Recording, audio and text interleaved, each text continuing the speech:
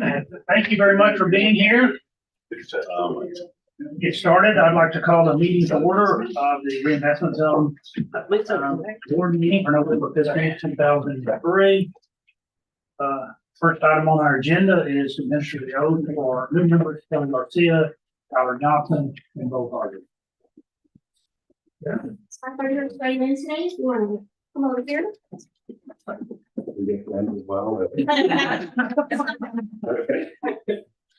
So, Jana Lowen, it's my pleasure to bring everything this with you. Raise your right hand and repeat everything after me, except for you'll say your name and I say your name. So, I state your name. I, Do solemnly swear. do solemnly swear That I will faithfully execute the duties. that I will faithfully execute the duties Of the Reinvestment Zone. of the Reinvestment Zone Of the state of Texas. of the state of Texas. And will to the best of my ability. With both the best of my ability, Preserve, protect, and defend. preserve, protect, and defend The Constitution and laws of the United States. the Constitution and laws of the United States Of this state. and of this state. So help me God. So help me God. Congratulations.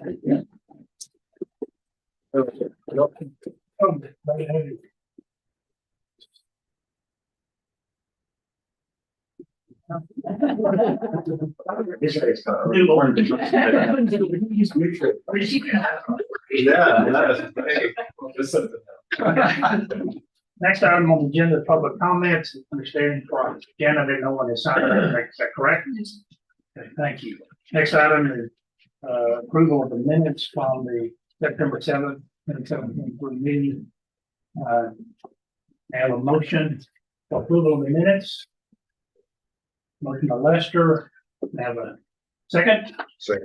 Second by John Keela. Any discussions, comments, corrections? If not, all in favor, please say aye. Aye. Opposed, same sign. Okay, we're now moving to the regular agenda, and I'm actually going to move item 4 up to head of number 3, which is consider recommendation of City Council for approval of the annual report of the tax increment financing reinvestment zone number 1 for the year ending September 30, 2003. You took out, what, excuse me? Oh, I thought you did. Oh, okay. Anyway, so Tracy, and Finance Committee, Mary Schmidt. Okay, thank you, Mr. Chairman. As Janet was reading the oath, I'm gonna say, so help me God with this presentation. But a lot of moving parts. This is the wrong one, actually. The annual report. That one. I am pleased to present the annual report for the reinvestment zone for the year ended September 30th, 2023. We normally present this in December, but we wanted to get it presented in November, so it's a month earlier than we normally do it. And thanks to my staff for putting it all together. Just to start off, some highlights over the board meetings, the action items, the source of funds, use of funds, the carry forwards, outstanding bonds, and historical investment in infrastructure for the reinvestment zone. Just a few highlights of the board meetings throughout the past year. Recommended for approval 13 design and professional services contracts totaling a little over 2.9 million. Had awarded or recommended for award 11 construction contracts and change orders totaling a little over 14.6 million. And then there were 3 financing plan amendments over the past year. Looking at the source of funds for the reinvestment zone, the major source is taxes from increment revenues from the various taxing entities. Actual was 24.1 million, budget 24.1 million. Again, we're not that good on forecasting. We amended that to be actual in the September meeting. And just other interest income, a little over 4 million is a big plus for the year with interest rates going up. And then we had a license fee of 258,000, some grant, received a grant at the airport for 50,000. And then our farm leases in the zone, a little over 19,000. So again, compared to budget, $326,000 greater than budget.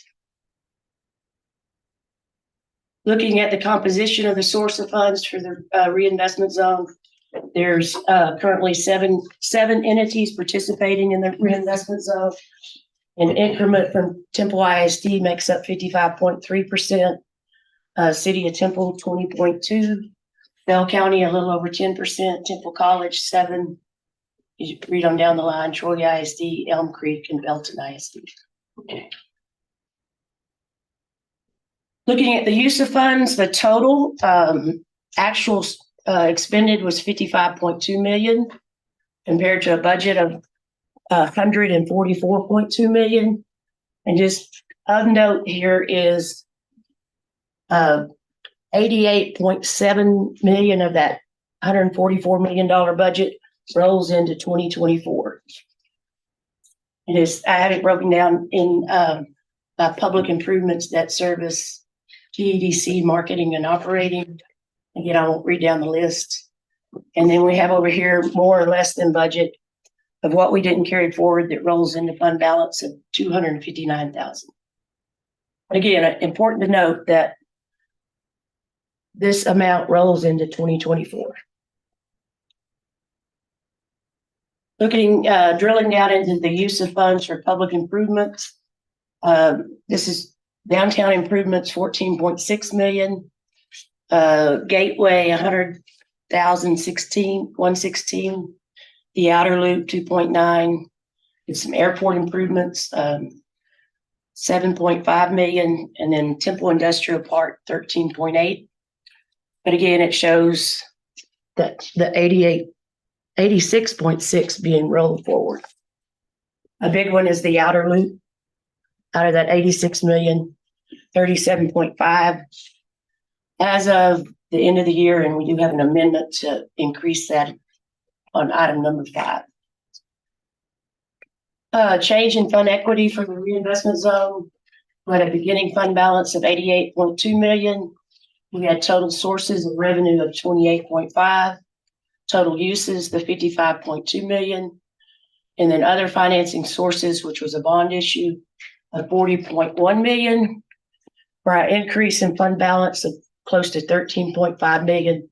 And we end the year at $101.7 million in fund balance. And a large percentage of that is actually investments, cash in the bank, bond proceeds, and funding for future projects. Any questions? And then again, the fund balance projection for the year end, we start at the 101 million. We have reserve for debt service of 5.3 million. We have the carry forwards of the 88.7 from FY 2023, and then fund balance allocated for 24 projects of 4.6 million gives us an available fund balance we're projecting at the year end for 2.9 million. Just again, carry forwards. In your packet, you had the adopted financing plan as it was FY 2023 is column A. Then you have actual, which is really your budget. Then you have the actual amounts for 2023. And then we have a column where we show how we're carrying forward the 88.7 million. And then you have your adopted financing plan as it was adopted FY 2024 in D. And then the revised financing plan FY 2024 in column E. And we'll be changing this with item number 5 on your agenda. Looking at outstanding debt bonds in the reinvestment zone, total $263.4 million. That includes principal and interest. Principal outstanding is $173.1 million. And just a note, 50% of that debt is retired within 10 years. Looking at historical investment in infrastructure in the reinvestment zone. At the year end net, we do appreciate our roads and bridges, but net investment in the reinvestment zone is $191.8 million. We have land and right of way of 25.7. We have construction in progress of 61.2. And then the big number is the infrastructure, streets, rails, downtown improvements and trails. And that concludes the presentation for the annual report, and I'll be happy to address any questions. Anyone have any questions?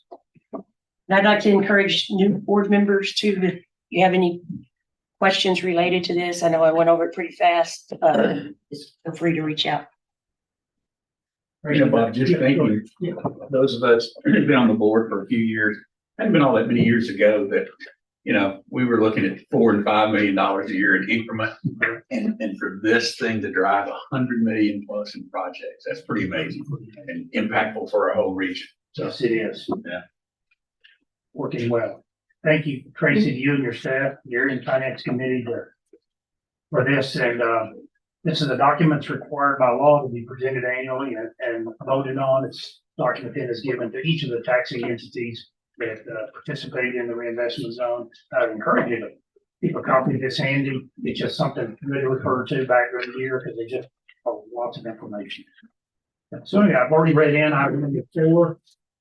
We'll now vote on approval. So I'd ask for a motion for approval of item number 4. Second by Gary. Any additional questions? If not, all in favor, please say aye. Aye. Opposed, same sign. Motion carries. Okay, now I'm going to turn it over to John Keela, who's going to present a project update. Last Wednesday, the project committee and the finance committee met to align projects with funding, and then we'll also be considering an amendment to our financing plan in item number 5 that aligns with the projects and the financing. So John, all the projects. Thank you. And due to the fact that 10 of the members were actually present at that meeting, I shortened this thing up so that you 10 didn't have to endure another 2-hour meeting.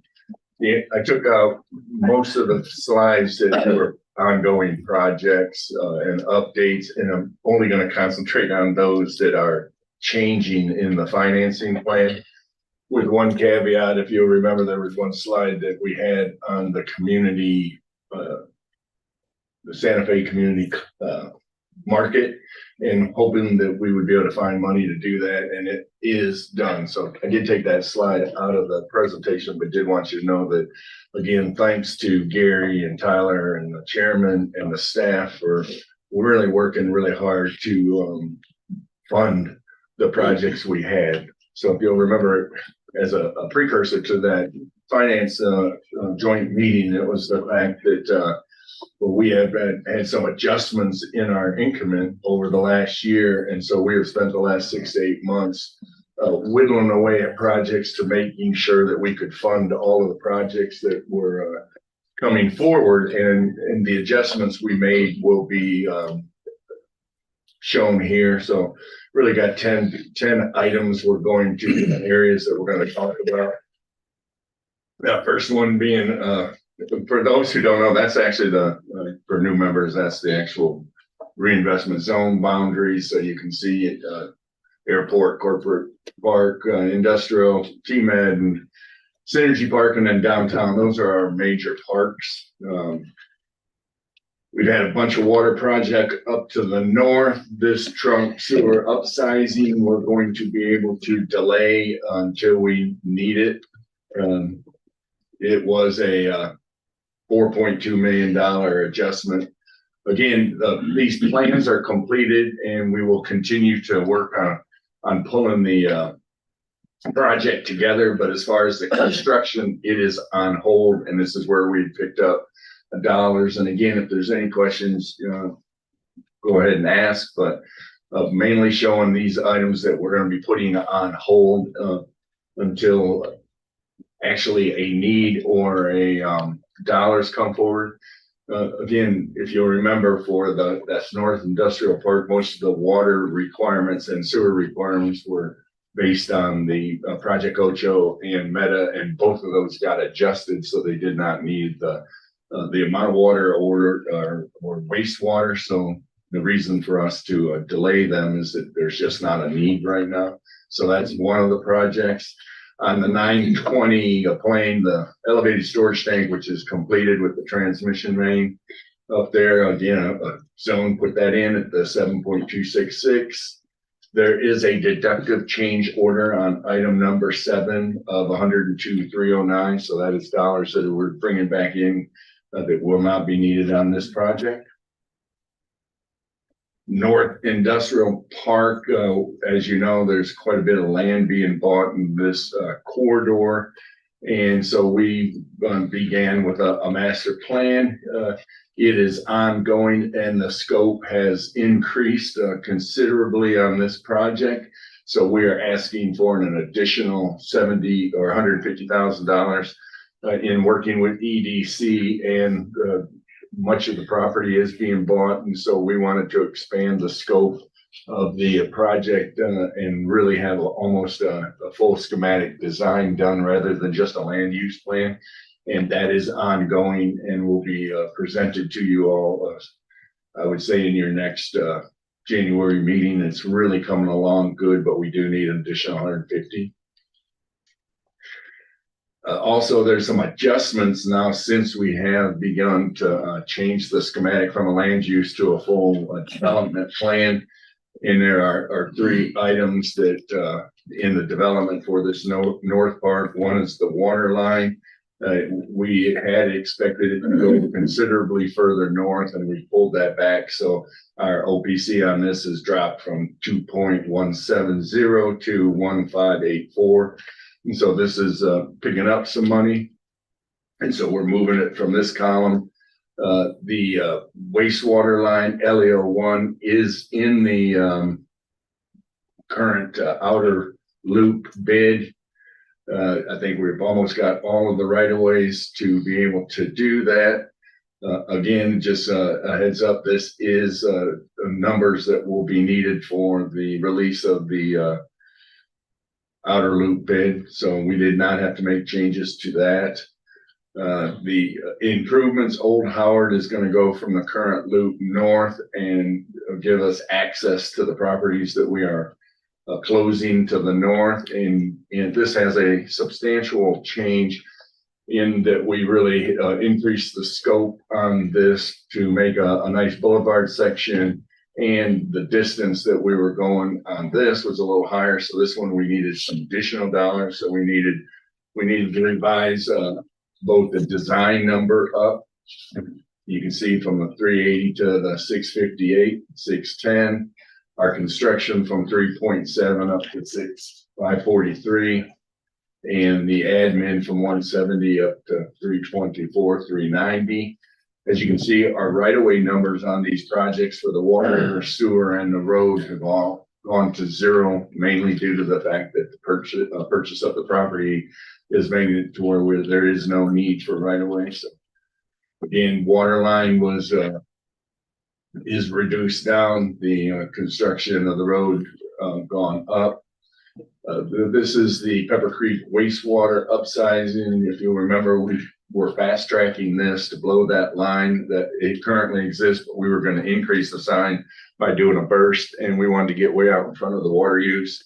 With the loss of Ocho for now, we will not be needing this. So that is a $2.9 million project. Again, plans are almost 100% complete, but we're going to put this project on hold until there's a need to increase the sewer over there. Moving to the corporate, this is just sort of a update that there is $75,000 in there. We just wanted to make sure you knew that it is still there and being able to be used, but currently that is on hold until such time as we really do some refocusing on the master plan and updating it. The Crossroads Park, again, mainly we were really fast tracking, trying to get some lights on that field. And currently we've got the plan done for a lot of that, and we're just pending funding. So this is one of those projects we want to keep on the radar screen, but again, there is no dollars available for funding that lighting project right now. So as we adjust and look into 2024, this is one of the projects we'd still like to be able to bring back and see if there's a funding mechanism for us to do some lighting on the trail. The outer loop, again, this is a project that we have on 2 actual voting items on. This project we've been working on for, I don't know, seems like 15 years or so. It was one of the items that has held up this financing plan to making sure with what is going on currently in the marketplace that the numbers are up. We have adjusted up to the top number on the funding. Again, we had 34.6 and we will need 43,683. This is on an agenda item for number 6 for construction and item 9 for admin. Both of those numbers are adjusted up. We're excited to get this project released. As you can see, the bid results here with James was with 41,917. Jordan Foster, 42,645. Again, we had funding for 35,650, and this will be an agenda item. A good project for us to finally get out the door. Again, the biggest for you guys, the biggest change on this project was the decision made, I guess, about a year and a half ago to fly the rail, and that's what has been the biggest delay on getting this project out the door was just the design and working with Santa Fe. They helped us up through 7 months just trying to get the approval, and some of our cost increases was really from the fact that they had raised the elevation of that overpass. Also, some dollars that we're going to push a little bit just for timing is for the south end connection to I-35. We're going under a pretty heavy detail with TxDOT to get the final approval for the right of way. We had moved ourselves pretty much forward with I believe the red line, right, David? Green line, sorry. So we were heading with the green, and they again are just looking at all of them and have environmental hoops that we'll be jumping over. And so with the right-of-way funding, this is an ability for us to, we know that project now that's in TxDOT's hands and they're working through it, that we're going to move the 1,767,000 into fiscal 26. Again, it's dollars we had sitting there and we needed to use them, and we knew that it wasn't going to be used in the next 2 years. So that is a move. The Synergy Park Waste, this is a new project in reviewing that yellow square, which is currently in the original zone. We have a roadway, on the west side, north side is Marine Drive, which will be being released in working with KPA. We came to an understanding that we really needed a sewer line to be able to market this project. So we did want to get this project on the shelf as far as design completed and begin the process, putting numbers out there, taking all the available lands we have and making sure that they are shovel ready. And so this project, all of the right-of-way exists. When David designed Panda, he made sure that all the right-of-ways were already established for the sewer line. And so again, this is a new project. When you finish that slide, can you back up to the outer loop? Yes, ma'am. This again is a project you all haven't seen, but we do want to get the design released on this and get forward so that it is a property that we can use. That one. This plan amendment does not move that. Okay. Okay. It can in another future, but we did not. We didn't need it. Right. Well, that's good. In a couple of these, there was only 176 slides we went through, as you remember. So we've been taking care of them, and they were able to find the dollars. And so this is, one that again, we could move in the future if we're needing to find some dollars, but you didn't need it for this current funding cycle. So that's good.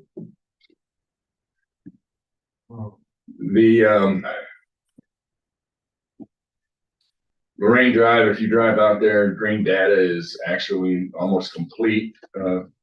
Really nice project. If you look at it, they put a lot of the dollars in for getting some sewer, like pump station and all that out there.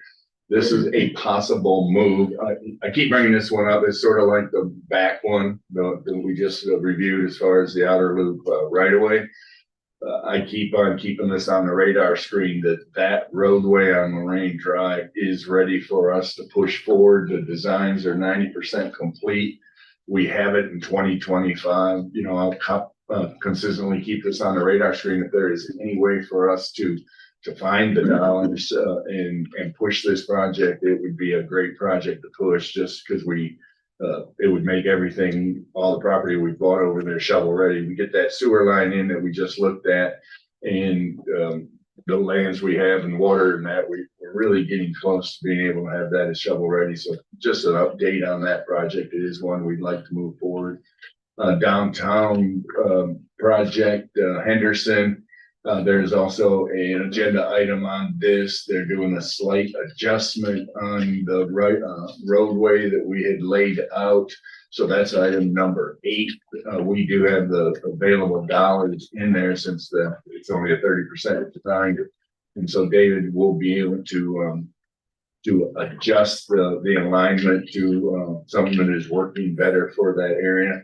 We're still putting the right of way on hold. Again, this is one that a project that we've all looked at. We had lots of dollars when we had Ocho, and with the adjustment, this is one of the projects that we're actually just trying to put on hold.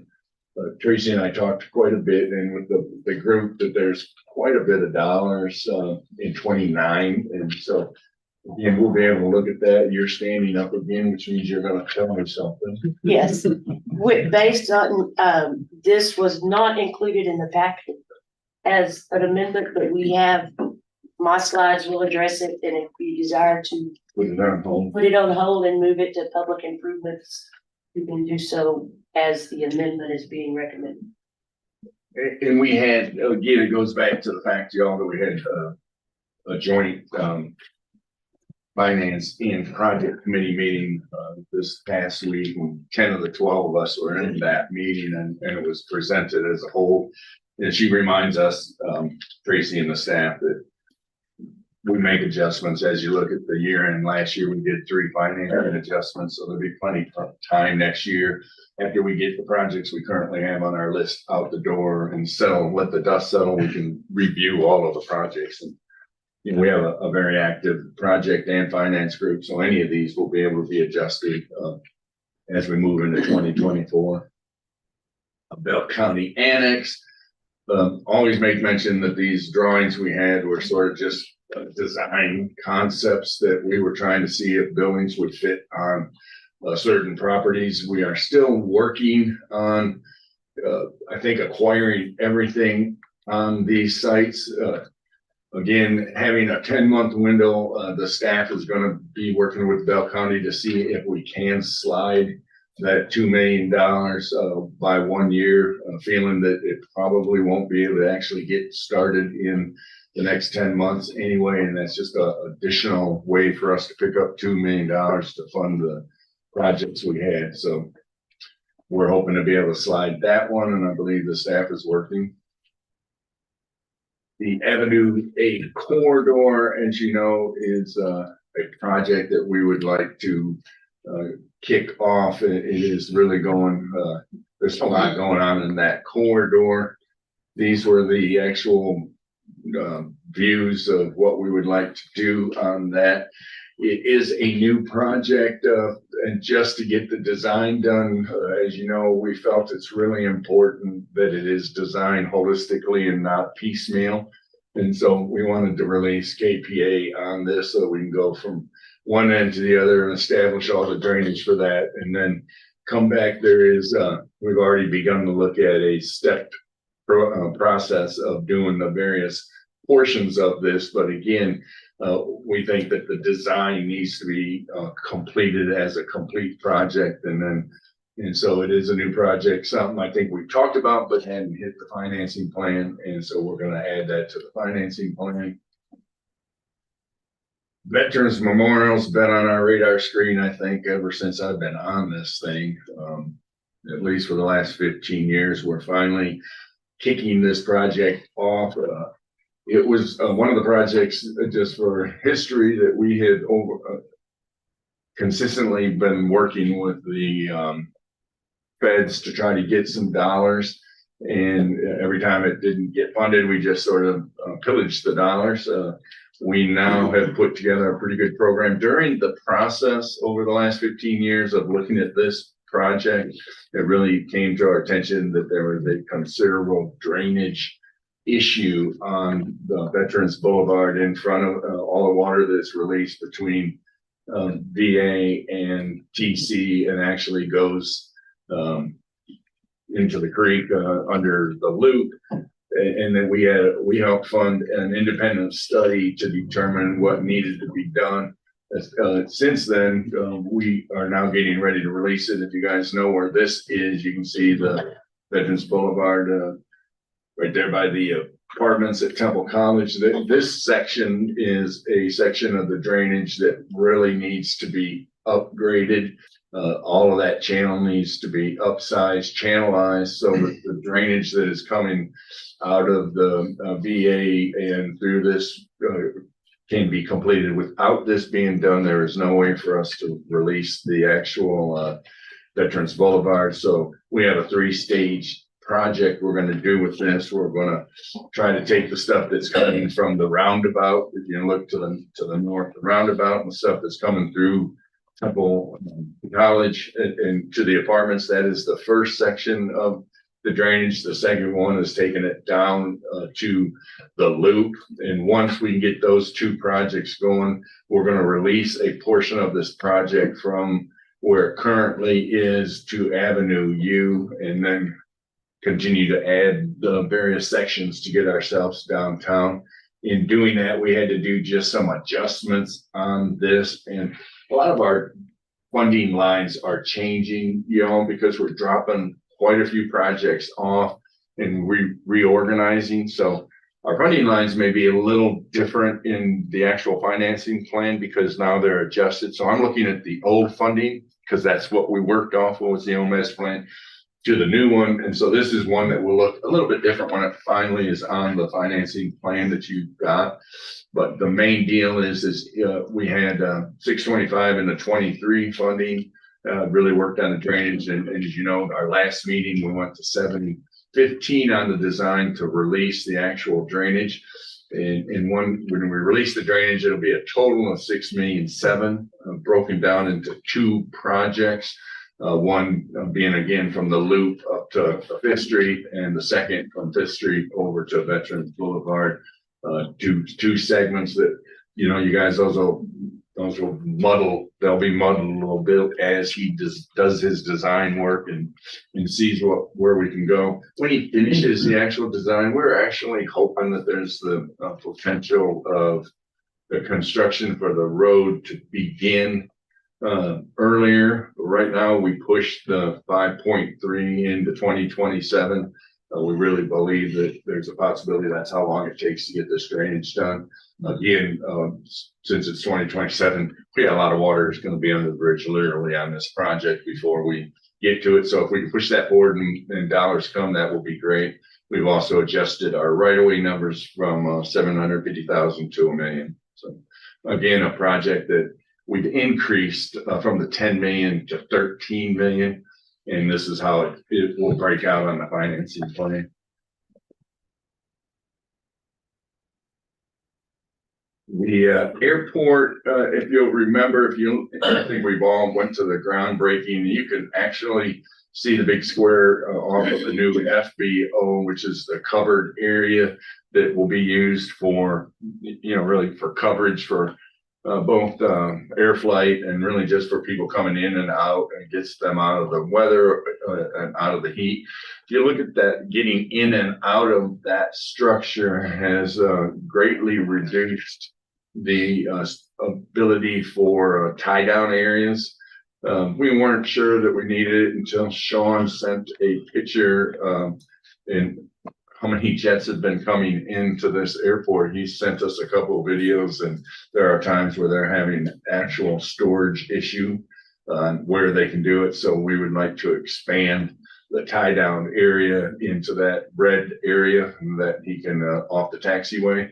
It gives him a spot to put 4 to 5 additional jets, which is we lost when we did this. Again, you can't tie down jets too close to that covered structure because then you can't move in and out of it. So we did eliminate quite a few. So this is a new project.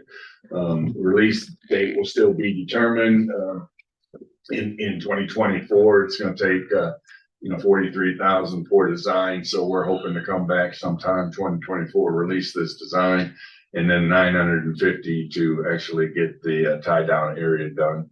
Again, a project that we did want to put on the radar screen for you, knowing it's coming.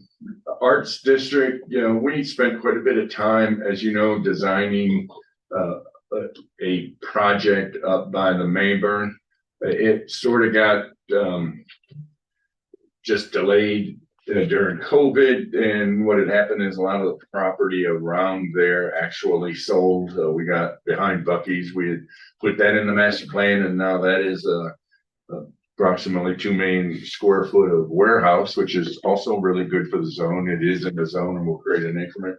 And also some of the residential got sold.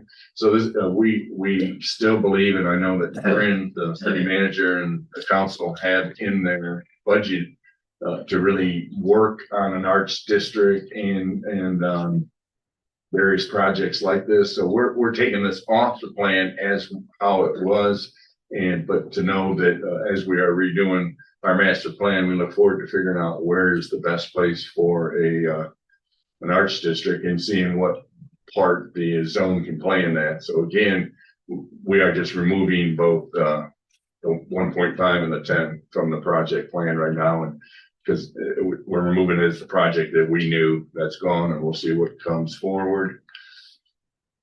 One last item that is a new project funding is for an update. If you look at our current master plan, we've gone through at least 3 or 4 really great processes of developing a master plan and following them. We have almost substantially completed our 2030 master plan. So Bob had asked for additional funding of $250,000 to begin the process of looking at a 2040 plan. And so in your financing plan, we do have a $250,000 allotment there for that. And that is much shorter than the last one. Thank you, John. Thank you for the information. Thank you for shortening it. Anybody have any questions, John? A lot to digest there, but move into the financing piece that ties in with the project. Racing Gary?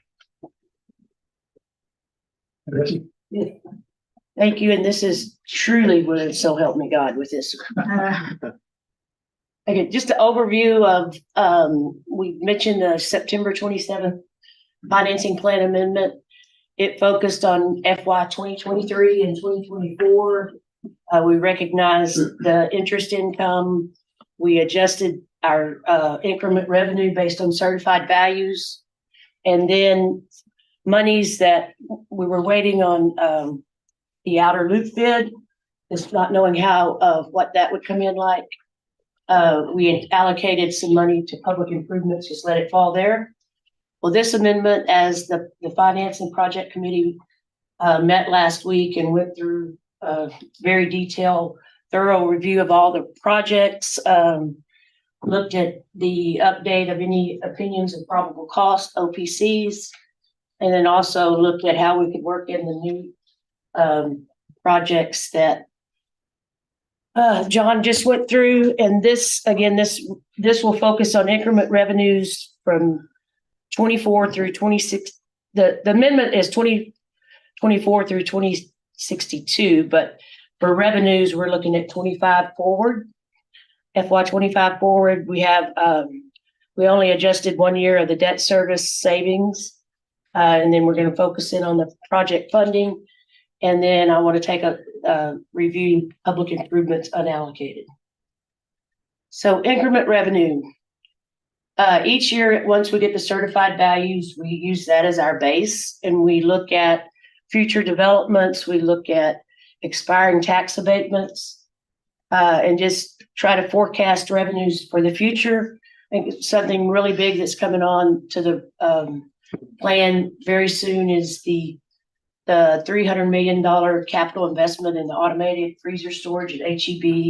He also had another refrigerated warehouse, and I'm not listing all of them. I'm just such as this one.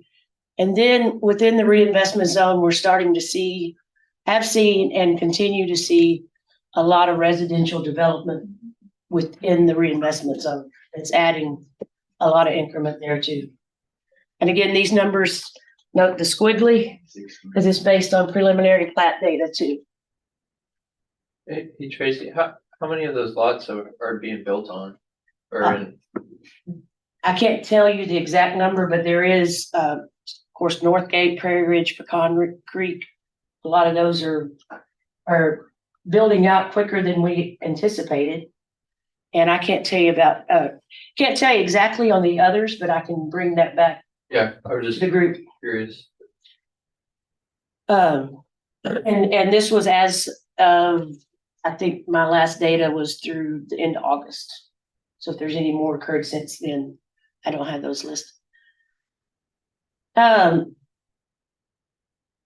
maybe going back, a big thing too, we're looking at Palmer Meta went through the redesign. We're making an adjustment for that to our financing plan. That amendment occurred in December of 2021. And then last spring in March, we had another adjustment for an economic development prospect that it was very probable that they would be investing in our community. And then I think they had a change in management and paused that investment. So we will be looking at that too.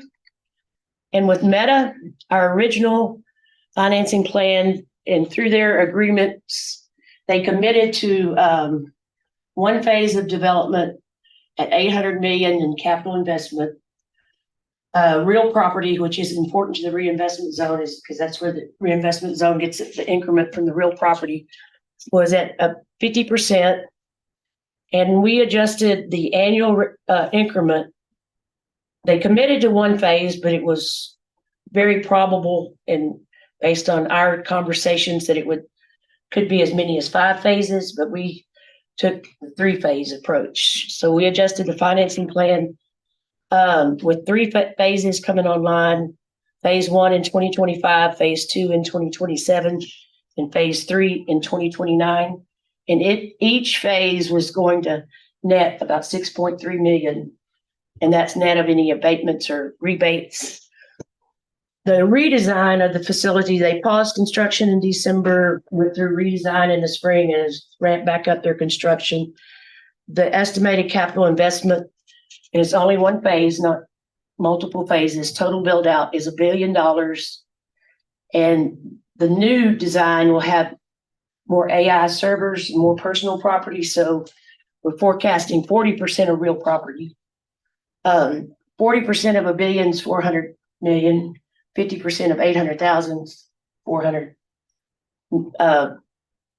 million. So our increment estimated for the future is still at the 6.3 million, but it's only for one phase.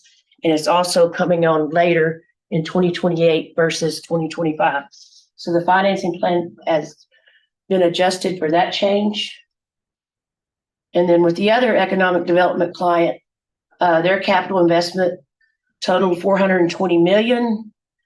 Real property was estimated to be about $126 million. Annual increment was going to be a little over $2.7 million, beginning in 2027. And for 7 years, beginning in 2027, there was a infrastructure grant that would be paid back to them of a little over $1.1 million. So that is being adjusted out of the financing plan also. And so with looking at the new developments, backing out or adjusting for Meta's redesign and the other economic development prospect. The future financing plans beginning in 2025, this is a column of the decrease to them. 2025 is 2.6. But I would like to point out to the right column, we're decreasing with the adjustment, but you still see annual increases in the increment, if that makes sense. Any questions on that? On the meta, 2028, we're not given, there's no partial or anything before that, seems like. It's pretty ways out, I mean, it seems like you'd have revenue. Yeah, that's another good point. When we forecast this, the way it comes online is whatever's complete on January 1. So for FY 28, we're looking at January 1 of 2027, 100% complete. And as it builds out and we've got time, we may pull that forward. But for now, we're looking at 100% in 2028. And we could have partial. We don't put the partials in our financing plan. I've got a tiny bit for Meta, but again, we'll continue to look at that and adjust. But that is a good point. We always hope it's sooner. But we want to be conservative and not forecasting too soon. Which is why we, on some of those projects, that we make sure that we still have them on our radar screens and we talk about future financing plan adjustments. If any of them get pushed forward, we have plans ready. So Tracy had made a comment that in 2029, what is it, almost $29 million. And so in 2029, when that date comes, for us to have projects ready, if we were to start a project in 2029, you're 2 years to get a project. So between now and 2029, every year, we've got to make sure we have projects sitting ready. We don't have the dollars, but through adjustments, they do it, which is why we have these financing plan amendments, for that's what happens. Dollars do come available and we use it. Start planning. And yes, without planning, you could have money sitting in the bank or increment available and not used. And so we try to maximize the use of the increment. I think it's also important to note on Meta, we adjusted the revenues down, but they also, based on their redesign, there's a total of over $14 million in project funds that are no longer needed to support this new redesign that John pointed out in his presentation, that became available to allocate to other projects. Tracy, that if I could back to on that slide again, the uncertainty with Meta and the adjustments that we're making reduces what we had anticipated. But still, if you look at that proposed column, I mean, look at where we are today, it's $24 million, and look at just a few years going forward, 31, 36, 37. I mean, the impact of that $1 billion project is just tremendous, and all the other things that are going on. So Which is why we allocated some additional dollars for that master plan, because we had almost substantially completed most of the projects on our radar screen. So yeah, we're going from 29 to 44 in that 6-year window. Yeah. And as someone mentioned earlier, it was at 4 million just yesterday, it seems like. Debt service, we adjusted 2024. We recognized the $197,000 in savings in the previous plan amendment. This amendment takes it from 2025 to 2048, recognizing the other additional savings. And we had estimated in the financing plan a total of $69.2 million in debt service. And the actual issue was $65.3 million principal and interest, for a savings of a little over $3.8 million over the life of those bonds. Projects, and this gets to the complicated part. As I mentioned, the yellow highlights represent the projects that were no longer needed to support Meta in this phase. They total over a little over $14 million, and John mentioned these other, the library master plan, we swept those dollars. We're using bond contingency. We had some to help fund the outer loop. And as again mentioned in the previous plan amendment, we let monies roll to the public improvements unallocated of 7.9 million. So that is a lot of the sources for the projects we're about to fund. We also in the 26 through 28, we're taking some of unallocated public improvement dollars. And John mentioned the art district concept design and the art district design, taking those dollars. And this is, I call the floor amendment that we discussed. If it's not included in your packet, but when a motion's made to approve this financing plan, if you wanted to include taking the funding from Crestview Henderson to 24th Street right away and moving it to unallocated, do that. Any questions on that? Okay. Project funding. In 2024, these are the projects. Again, John went over in detail, but funding the NARC, that really should be 250. That's what we added to the. No, that's right. 150. Here's my 250. 150 to the North Industrial Park Master Plan. With all the changes in Old Howard Road, that's changing scope. And we had savings of not needing some right of way that we would get. There was a net $2,000 or $2 million that needed to be added to that project. For the outer loop funding, we're recommending 6.9 million to cover the shortage in that project. And then also we've looked at, a 5% contingency would be $2 million, but the way everything flowed out, we added $1,005,000 to contingency. We had the opportunity to increase that in a future amendment. The wastewater line, $750,000.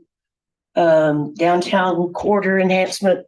That has to do with the Han Hotel for a completion date where the rebate would start in 2024. We had it before in 2025, but we took off $200,000 in year. That it'll be sooner. It's still just 10 years. Art Avenue A design. And then I have a separate slide on Veterans Memorial to kind of show how we added the 3 million to that. Now we move that around. And then another desire in this financing plan amendment was to allocate $10.5 million to TEDC for land acquisition. It's included in this financing plan amendment. And then last, the TERS master plan update through 2040. So Veterans Memorial, again, it was at 10 million. We added 3 million to it. And just to simplify, in FY24, we have a total of 7.7 million, and that's to complete the 2 phases that John mentioned. And then the roadway construction in 27 of 5.3 million. And again, as we watch this project move through, if it needed to move forward sooner, that would be looked at. Now looking at public improvements, I show what the beginning balance for each year was. And of note, we had that 7.9 million we talked about in 2024. It was allocated all in 2024. No public improvements. And what is public improvements unallocated? It's just project, or it's funding that's not allocated to a specific project, but available for allocation. In 2026, we had 3.5 million. We're using 2.4 million. And then if you add, to bring it to $1 million, if you add back the 1.7 million, brings that to 2.7. 2027, with the adjustments we're doing, brings it down to 1.3 million. 2028, we get up to the 4 million. And 2029, even with the meta and other adjustments, it was sitting at 37 million and 36 million. This adjustment didn't impact projects, just lowered the amount available for allocation. Does that make sense on that one?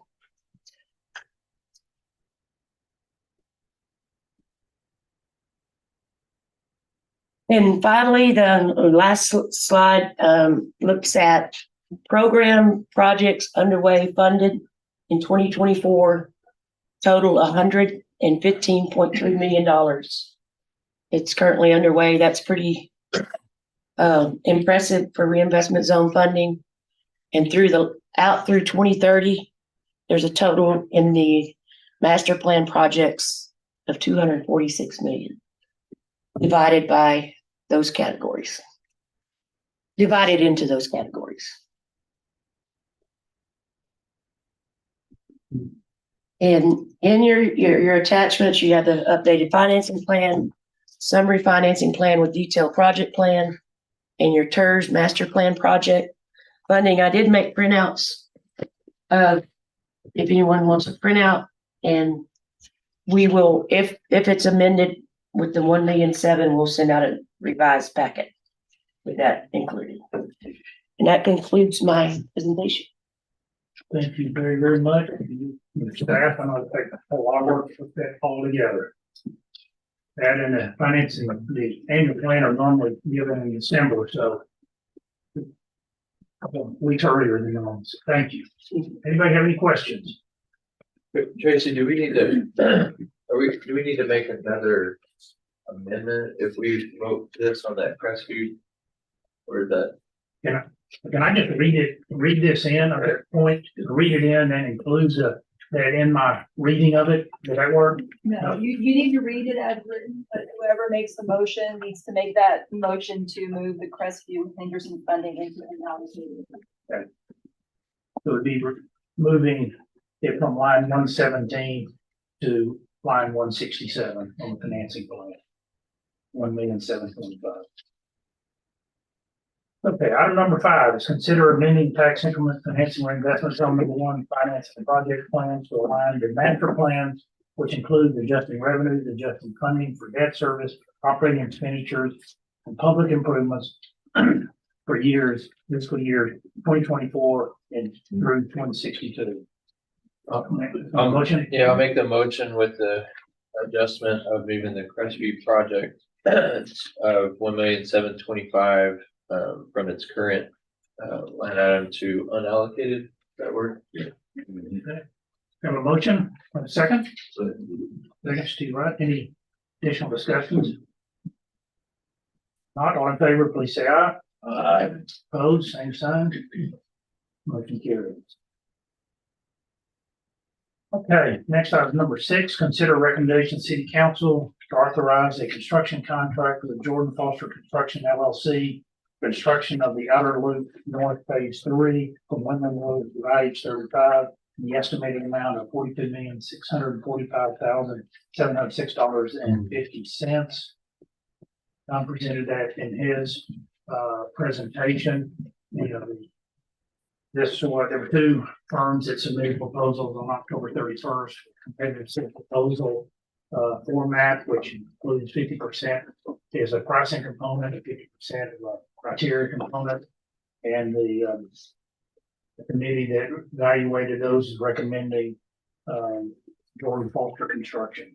So, can Melinda, in charge of purchasing, have any comment on the process other than that? I do not.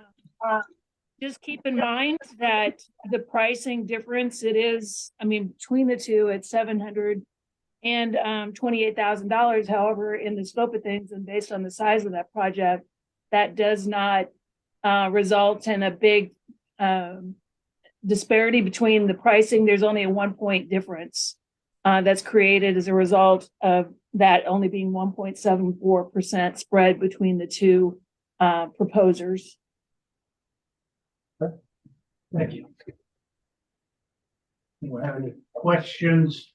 It would appear to me on a grading system of that measure that $700,000 would warrant more than a 1-point difference in the grade on the grading system. But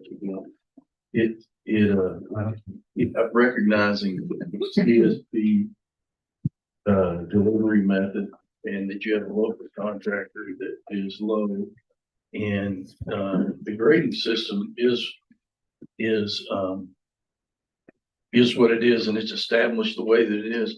But and none of us, that to my knowledge, I don't know who was on the committee that graded it, but you would think that if the low bidder is awarded 50% on that grading scale, and you can make that argument that okay, it's 1% difference or 2%, whatever it is, difference in pricing. But if it were 50% difference in pricing, that wouldn't give them a 25. That would probably give them a 0, right?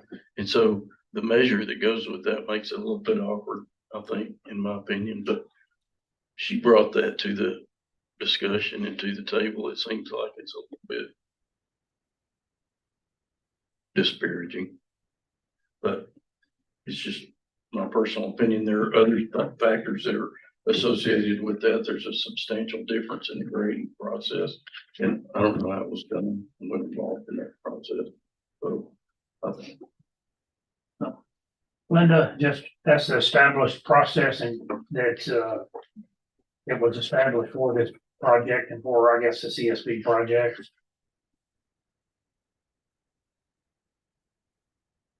Yes, the pricing is one of what we consider the objective criteria. A summary of the committee scoring is included in your packet. And there's definitely other areas there, but historically that is how we've approached the pricing as being the one objective item in the scoring criteria. so if they were within a couple $1,000s of each other or $20,000 of each other, they'd both get a 50. In a project of the magnitude of this, that would be our purchasing department's recommendation. Okay. So I've read in item number 6. Any additional discussion? I've had some conversations with contractors and the scoring process looked a little strange. When you look at the scoring for the subs, I don't know who Jordan Foster uses if they're subs, if they're using local subs, but if they're not using local subs, I don't know how you get scoring if nobody has any prior history with them. Same way with personnel experience, if nobody has, if Steve has never worked with somebody from Jordan Foster, how would he know that their personnel would rate higher than somebody with James?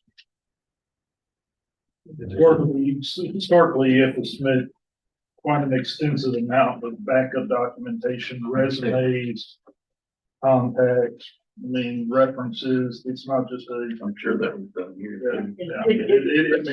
you'll end up turning in a packet this thick on your backup documentation, so it's not just a blanket. And I was offered to, and Belinda, help me please. There was the committee put together to review the proposed or competitive sealed proposal. It was an extensive request for documentation and a submittal. But we do not release the details until after an award of the contract of that process, Belinda? Yes, for the local government code, at this point, what we would release is the evaluation tabulation that's included in your packet, but any additional further detailed information from either of the two proposers could not be released until after council considers award of the contract, and that's per the local government code. So what you have before you is staff's recommendation, that criteria. I understand. I'm familiar with the local government code and how the scoring goes. Okay.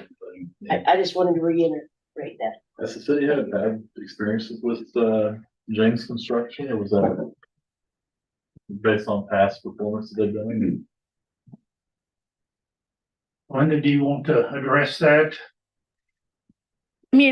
Included in the scoring criteria, 25% of the way it was from experience and reputation. So experience of, I believe, factored into the the reputation that has been established by both contractors through reference checks and then also just reputation of even performing work with a contractor that has done business with the city before.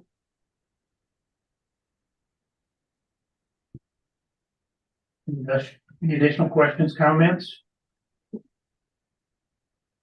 I will consider a motion for item number 6. Motion, and a second? Second? Additional discussion? Not all in favor, please say aye. Any opposed? Motion carries. Next item is consider recommendation of city council to authorize change order number 1 to the construction contract with Landmark Structures 1 LP of Fort Worth for the construction of the 920 pressure plane elevated storage tank in the deductible amount $102,390. Was presented in John's presentation. So, you have any questions? Have a motion, please. Motion, Gary. Second, Steve. Additional questions? Not, all in favor, please say aye. Opposed, same sign. Next item number 8, consider recommendation of city council to authorize contract amendment 2 to the professional services agreement with Patrick Associates LP for the sign services required for the Crestview Henderson to 24th Street project in the estimated amount of $45,500. Yes, this item is for the city. It's recently, council approved right-of-way purchase that would change the route of the design of the road and also, in the trails.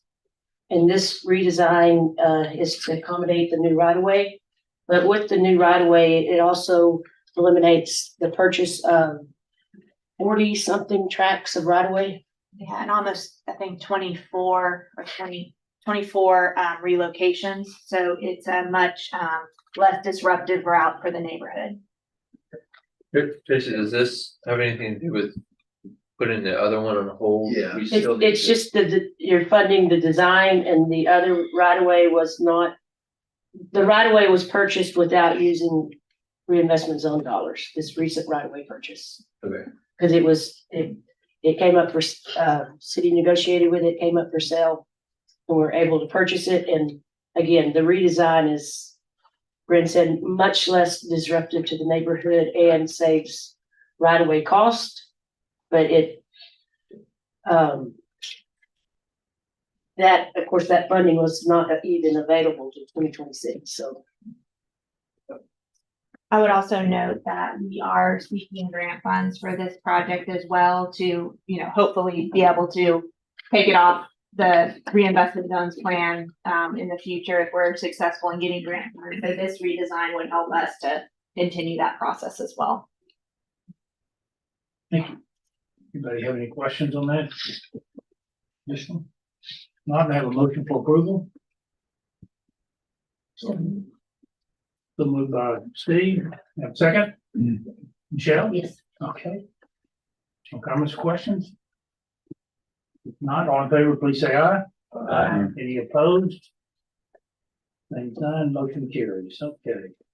Item number 9, consider recommendation city council to authorize contract amendment number 16 to the professional services agreement with Casper Patrick Associates LP for construction phase services for the outer loop north phase 3 from Windland Road to H35, the estimated amount of $1,318,000.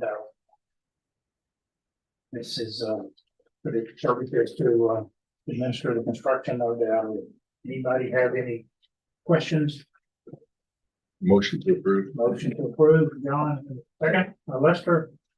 Just a question. Not all in favor, please say aye. Aye. Oh, same sign. Motion carries. Okay, that concludes all of our voting items. Now we have received a presentation from Bond Education regarding the City of Temple demographic study. Aaron? Just gonna introduce Rocky Gardner. We have him here with Zonda Education. If y'all recall, we had a demographic study that was completed in early 2019. It was done by Templeton Demographics. They've recently changed their name to Zonda Education. Rocky was actually the person that we worked with that long ago. So one thing that a lot of things have changed though since we did that demographic study, as y'all know, we went our number of single family building permits really increased in 2020 after we completed the study. So we felt like it was prudent for us and looking at the population projections that we had in that previous document to take another look at this study since it's been generally about almost 5 years. And so today, Rocky is going to go through some U.S. Census trends, some growth trends, as well as show you all population forecasts for our current city limits, as well as the ETJ. I'll hand it over to you. Thanks, Aaron. Good morning, everybody. It's a pleasure to be back in Temple. Yeah, I guess I'm back again. It's kind of like, makes me feel like I hope by the next 5 years, I probably won't be here. I'll be golfing somewhere, I hope. So, but it's great to be back. And so, yeah, we've been doing this research for a couple months. We're working with Aaron and the team, and I'll walk through it fairly quick. But if you guys want to stop me, I can back this up pretty easy if I need to. Or we can talk at the end. So first I want to talk about just kind of what's happened, because we based our initial report on 2010 census, and it was in 2019. So things really moved differently. So what I've got here is just a map of the city with the ETJ in the gray there. And you can see there in 2010, your population was just over 66,000. In 2020, that number was estimated to be 82,193. You may have seen things like even like 82,074, I think. There's been some different populations. So I use census blocks so I can zoom into certain areas. So it's a little bit different numbers there. You can see strong growth. Your occupancy rate, which are occupied households, stayed right in that 90% range. And your household size stayed right about 2.5. So that's like 2.5 persons per house. If you extend out to the ETJ, we're pushing almost 100,000 persons in the ETJ. Again, housing unit growth of almost 10,000. But your growth in the city was very strong as well. So a lot of that has been dense in the city. If you look at where it's happening, this shouldn't surprise anybody. So this is just population change by area. So these darker colors out here, the greens are where you saw the most growth. The red, the yellows, that's where you saw no growth or negative population trend changes. So that really, probably for those of you that live here, isn't a big surprise that the growth is pushed west. We looked at it also by school district, just to kind of get an idea of how things have shifted. And you can see that your populations up here in 2010 and 2020 of the school districts that represent, at least that touch a little bit of the city. You know, we see that Temple ISD's, their share has dropped significantly, while Belton ISD and Academy have grown quite a bit in the last 10 years, leading up to the census. Now, I want to talk about current growth trends because there's always talk about an undercount in the census, whether or not, they got it right. And they never get it right. When you're estimating, and they got it, and that's not a critique of the Census Bureau. It's just it's a tough job that they have. So I like to look at several things. I like to understand what's changed with race and ethnicity. And this area, it's been pretty steady during that 10 years. You can see there's not a big jump. Your biggest jump is at other, if you think about percentage jump. And that's just because the Census Bureau offers so many different options that you could declare yourself to be, in theory. So that's why you might see some small declines, because a lot of people just, I think I'm a little bit of all that, so they can put out these are year bills. So where things moved, where you had some of your single family parcels. So I just use appraisal records just to see where growth is, just to see if our trends that we actually saw on the ground in the city matched what the Census Bureau had. So these blue colors, blue, orange, green, that's that west side growth. And then you see that, where we didn't have growth didn't have growth. Most of this was prior to 1980. So you can see it just pushed. It looks just like the census numbers. It's west and it's south. And then if you look at these year built, you can see how many homes, and like Aaron was saying, we did have a really strong years in Temple the last few years. 2021 dropped off just a little bit, but we've seen some changes and some shifts. We have 2022 data, but it wasn't quite complete, so I didn't add it to that chart. We get that from the appraisal district, and they take a little bit of time to catch up on some of those. Is that trend consistent with other cities in Texas our size? Well, we definitely saw, really in just about anywhere your size and bigger, we saw significant housing growth during following. This is COVID. Think the housing market was very strong. COVID hit, and a lot of people thought the housing market was going to tank, and it did just the opposite of that. We had some of our strongest growth that we've seen in many years, and now it's all starting to fall off a little bit. Housing starts have slowed mostly because of interest rates, and people aren't moving from their current home because of interest rates. So it's been a bit of a challenge. And then these are permits. These are single family permits that we received from the city. So you can see it trends in a similar fashion as the year built data from the appraisal districts. Again, it's just kind of a checks and balance for us. And we see that your permits in 2022, we're sitting right there, now we think that the permits have slowed a little bit in the city now. I think we even talked about it some, so that they've slowed down a little bit. And again, that's happening everywhere. So this is what our team does, and we do this for a lot of school districts as well. That's why we're Zonda Education, because most of our work is done with school districts. We do like a few city stuff each year. So the ETJ is 50, what we call 50 actively building subdivisions. So that's subdivisions of all sizes that we know that there's current activity. They're building homes right now. Then you've got and that represents about 2,800 lots that could be started tomorrow. That's what we call vacant developed lots. Now, we also know that ETJ and the city has about 18 future subdivisions with 11,000 lots that we know about. Now, we know there's a lot of vacant land. I'll talk some more to that later, but this is information that we know right now. If you see that the yellow, that means that there's probably not dirt moving, or if there is, it just started. And we know that there's probably about two years from the time they start moving dirt, they see the first family in most cases. But the green areas, again, the trend is still matching up with what we saw on the census. Now, what I did is I kind of zoomed in to don't worry, I'm not going to show all these, so I'm not going to go through 30 of them, but I kind of wanted to talk a little bit to our process. What we did is we went in, we looked at the developments like a Lake Point Terrace to get an idea how many homes were currently occupied, and we can use census occupancy rates to kind of get an idea what that population would look like today. And then what that could look like when it builds out, and when will it build out in 2 years specifically. So we know there's probably about 1,000 persons living there right now. At build out, this development will have about 1,600 persons.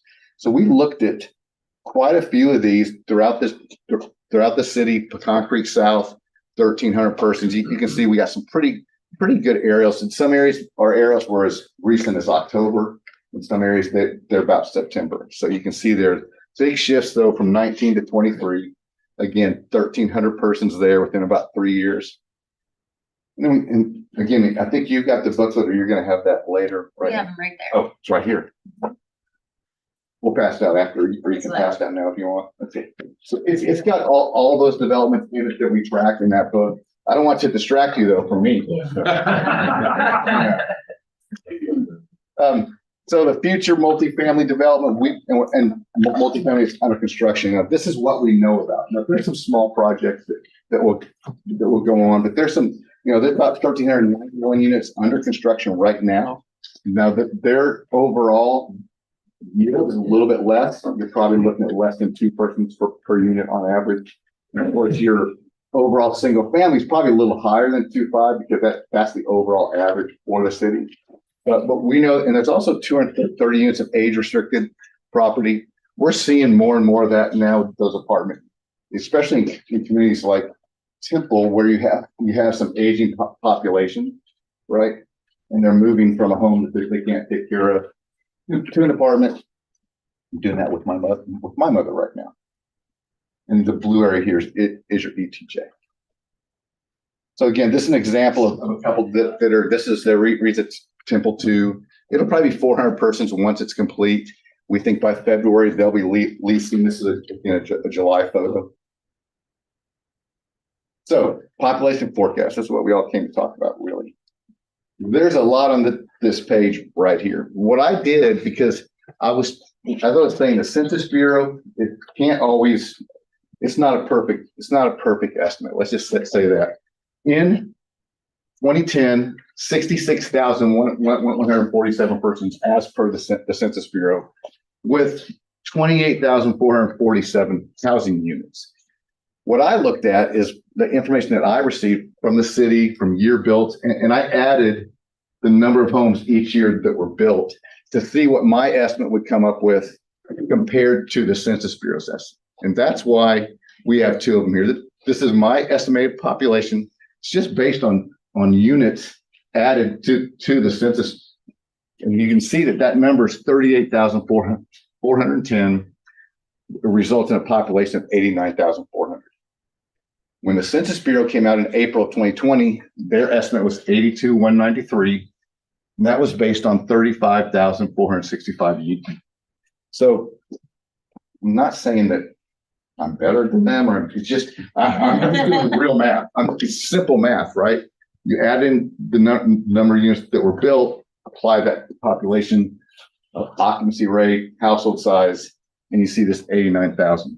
So what I've done going forward is I trended it based on the Census Bureau's population and then my population. That gives you a range, because we know we're not perfect. We're going to fall somewhere in. And I think my estimate when I was here for 2020 was a little lower than, I don't even remember, like 84. Yeah. So it was somewhere in between there as it was.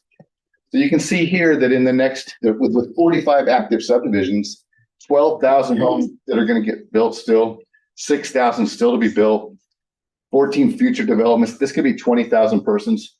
So if we just add 16,000 homes from 22 to 43, your population of this, again, this is based on my side, if you will, would be about 150,000.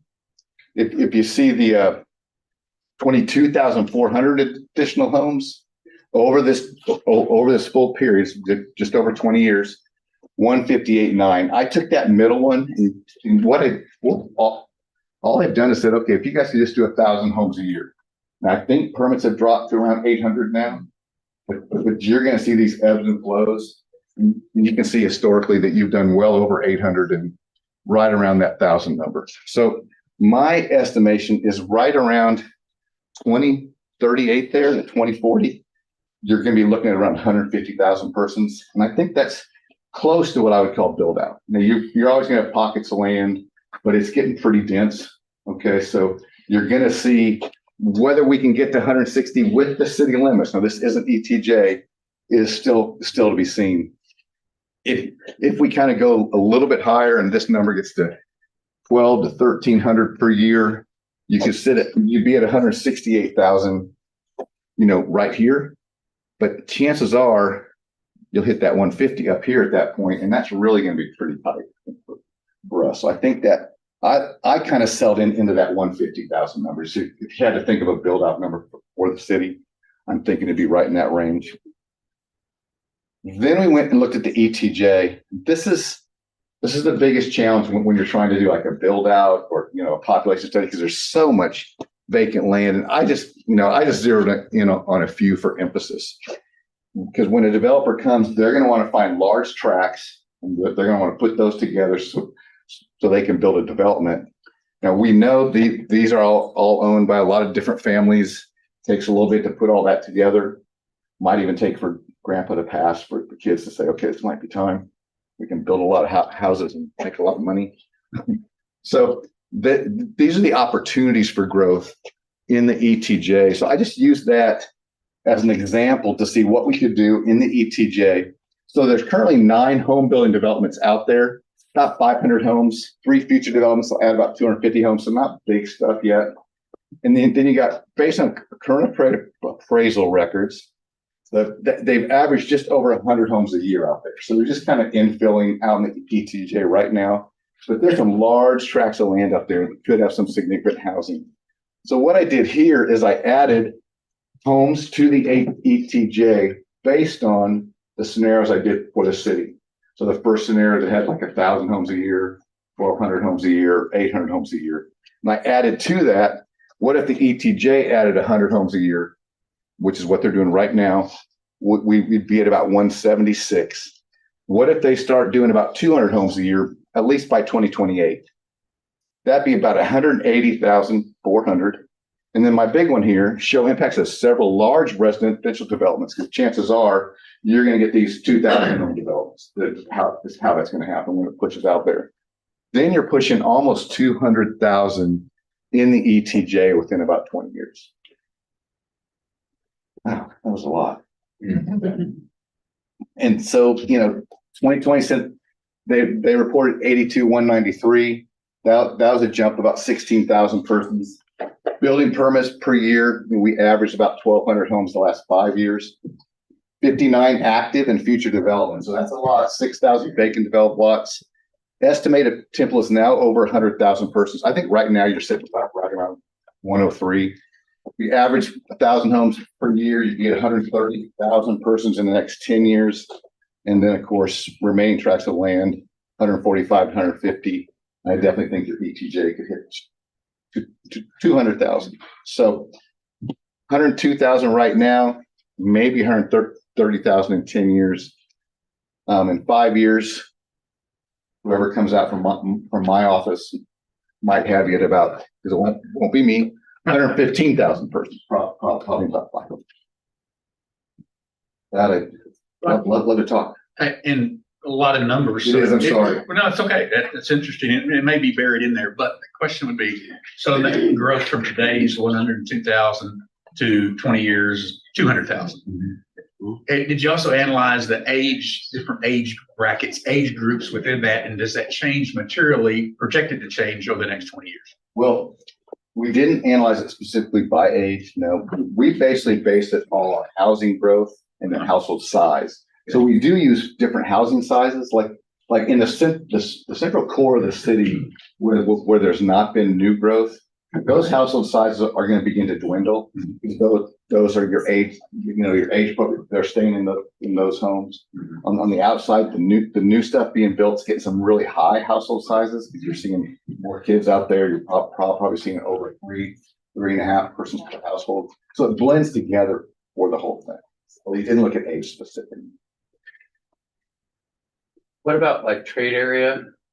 I mean, in terms of like there's Troy and some of the other smaller town, I mean. Like the impacts on those trade areas? Yeah, I mean, are those, I know you're focused on the Temple, but just, it seems like our daytime population is bigger than our overall population.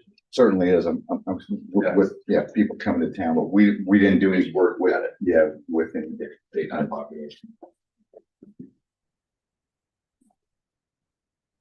Are you working with Troy and Little River County with the schools right now? We work with the public school districts. So we are working with Troy ISD. Well, we have done a study for them. Temple and Belton have been clients for several years. We've actually worked with all those districts at one time or another. I don't know if there's an active study going on right now with Troy or Academy, though. I know Belton and Temple we are right now. The zone had funded, I think, that first report, and we as a zone should continue to help. Because when you talked about those ETJ 2,000 lot subdivisions, I know personally that there's 3 of them going on in that ETJ right now of 2,000. So, and kudos to the city because all 3 of those they're actively working with developers to bring the infrastructure and annexation out to those areas. And both of those are hitting Troy and Little River Academy. And, I think we're going to see what happened in those 2 districts, similar to what happened in Belton, and the growth will be city of Temple centric, We completed that, 3 years ago? Yeah. It's And it's probably time to. Yeah, I think it should be an annual update from our group so that we're making sure that we understand, because I think some of them smaller districts are not. That way, Bryn and the mayor don't get sideswiped by water and sewer projects that are going to be in those school systems, because you know, what is it, 0.41 elementary students per household, I think is the number you're using now. Not, that's pretty high for elementary. We were using about 0.6 overall. Yeah. Put Well, in Hudson, the about last 0.6. number he just gave us, the But- meeting with him was 0.41, so we've been So using that's- somewhere between It's 3 and. yeah, for 0.3 elementary, yeah, if it's that high in any one particular area, it's not gonna stay that high for very long, but that's, we've seen household, schools now, I guess, transition, student yield numbers actually drop off a little bit to 0.5 to 0.6 overall. And about half of that would be elementary, so 3. I say 3 for Well, it's everything else. interesting because, you know, we've really concentrated on that number so that we can predict, you know, for a 2,000, you said ETJ subdivision, you're 1,000 students at that point, you know, a quarter of that is 750, which is an elementary school. So for every 2,000 lot subdivision that is out there, if you're in a 10-year window, you're gonna need an elementary in that school system, which is, you know, again, we've got 3 to 4 of those in our ETJ going on right now. And so, I mean, we're working with Troy and Little River to make sure that they're ready. Yeah. Again, we're gonna end up with elementary and middle schools in the city of Temple versus in their cities. So Sure. we need to keep this updated because it has the greatest impact on the city of Temple than on the school system. And the smaller school systems are not prepared and are not spending the dollars to do the studies with you all so that they don't get run over. I mean, About every, Troy, that maybe every 3 or 4 years, they might look at it. Depending on what, if something big comes, then they'll call and say, hey, this is coming, but what's this gonna do? yeah, in dealing with them, they, you know, what they say and what they're doing is 2 different things. Again, I think that the zone needs to, you know, and working with the city should make sure that we are forward feeding these school systems because they don't, yeah, it's gonna be us that are maintaining their schools, it's just like right now, Little River Academy's school board, I believe has 3 or 4, of their board members are city of Temple, residents. And so, you know, the school systems are very separate than the cities themselves. And you guys, that is something that has been difficult for like a Troy, the city itself is mostly a school system. But their school system's growth is going to be in the city of Temple. We will, you know, I think in that 10-year window, if you're going from a 100, you know, make a number to that 200, that 100,000 will be in the city of Temple. But in Little River Academy and Troy school systems, if you're looking at both of those, you had 3 bubbles. One was out there in Rogers. I don't see that one. Those were really just for examples too. You don't have to use them as examples. They were absolute, factual. Both of those bubbles are where those 2,000 lot subdivisions are currently on the radar screen. So they were correct. Way to go. They were correctly placed. You know, again, Hudson is from Temple. You guys had hired him and he meets regularly and he knows they're on the radar screen. The bigger thing is us getting the city, the school systems to understand that these are coming.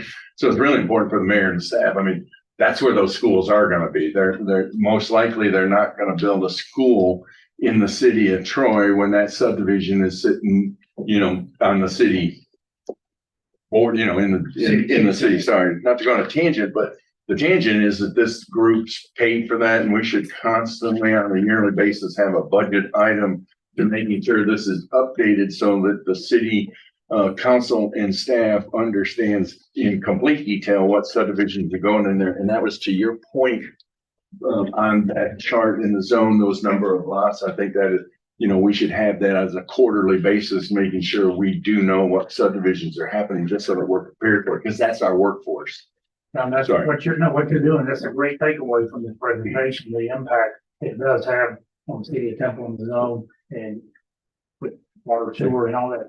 Don't want to dwell on this, but that $150,000 additional that we added for that North Park, the number one question that the economic development team has, the first question is, do you have shovel-ready property? Can I bring 400 employees here, right? The second question they have, which is, where are you putting those 400 people? Where can they live?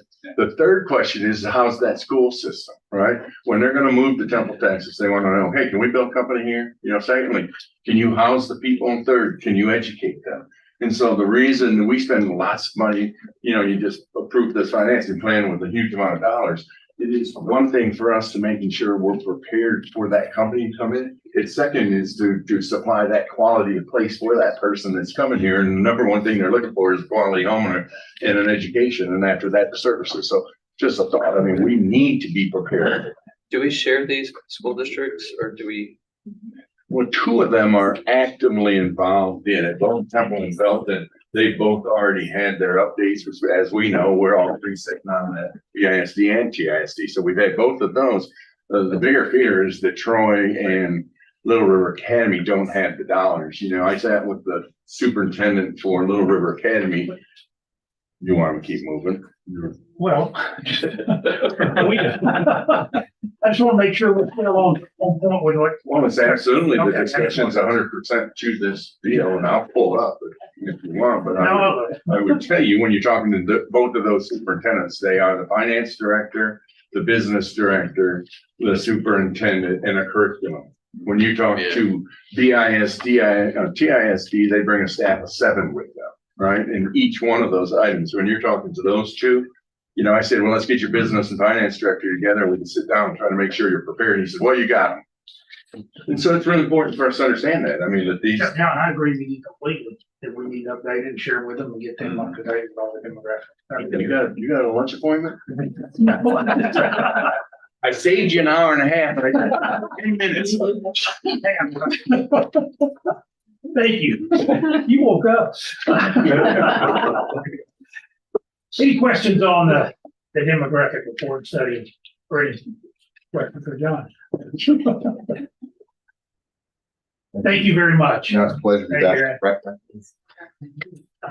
you. Next item, receive a project update from the Temple Economic Development Corporation. Adrian is not going to be here. He has with a client, and but he just said he's be making a presentation more to City Council, his annual report, and that he will be able to give that to us in our next meeting in January.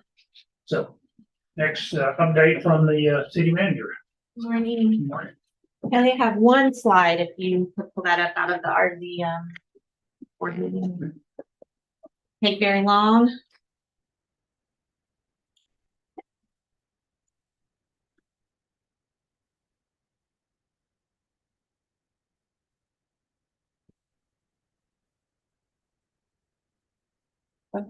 Yes, thank you.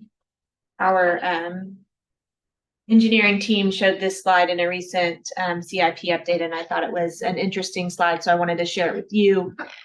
Just to give, I think it gives a great snapshot of the pretty extensive work that is happening and will be happening over the next few months for our road transportation system, particularly in West Temple. So Outer Loop North Phase 3, this board just approved that contract. It'll go to the City Council on December 7th for consideration, and then get started shortly thereafter. North Pea Ridge Phase 1 and or Phase 2 rather is underway. Phase 1 will be underway this coming year, as well as South Pea Ridge was just awarded. Poison Oak is underway. Poison Oak Phase 2 will be underway later this year. And then Outer Loop Outer Loop West Phase 1 was just awarded and will start or has started. And then Kegley will be Phase 3 and 4 will be underway in the first part of 2024. So lots of road construction happening in our community, and this is just one quadrant. But I just wanted to kind of give a snapshot of that area and show the extensive work between the reinvestment zone and the City of Temple's capital program. Thank you very much. Any questions, anyone? There's some exciting projects. Lots of good stuff. Lots of good stuff. Okay, well, that concludes our agenda for today. Schedule our next meeting. We will not have a December meeting, so the next one will be January 24th, 2024. And Anyway, it's great. I'm glad you all could be here and hopefully have a wonderful Thanksgiving, Christmas, and see you next year. Thank you very much. Good job.